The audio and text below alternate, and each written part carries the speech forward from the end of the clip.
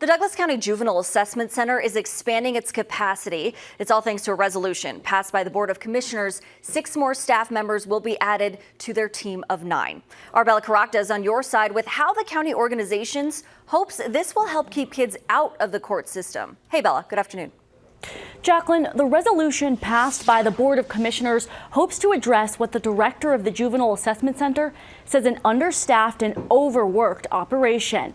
Now, it's the county attorney's office that decides which kids work with the Juvenile Assessment Center and which need more supervision through the courts. Those decisions are made based on their risk to the community. Right now, there are 9 caseworkers, each with an average of 70 cases per person. With the new resolution adding 6 team members, the director hopes they can cut those caseloads down to about 20 per person.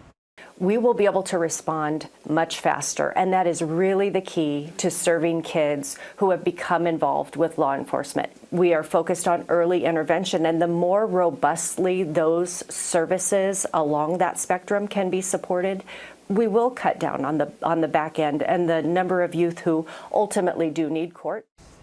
According to the resolution passed, a grant, so not taxpayer money, will pay for these new hires in the first year. After that, the county would gradually incorporate this expense into its budget.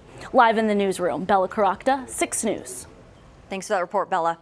Tonight at 5, Bella Caracta is going to share the staggering number on how long it takes for children to get help and how the center plans to measure their success in moving forward. So make sure you stay tuned for that. Meantime, a health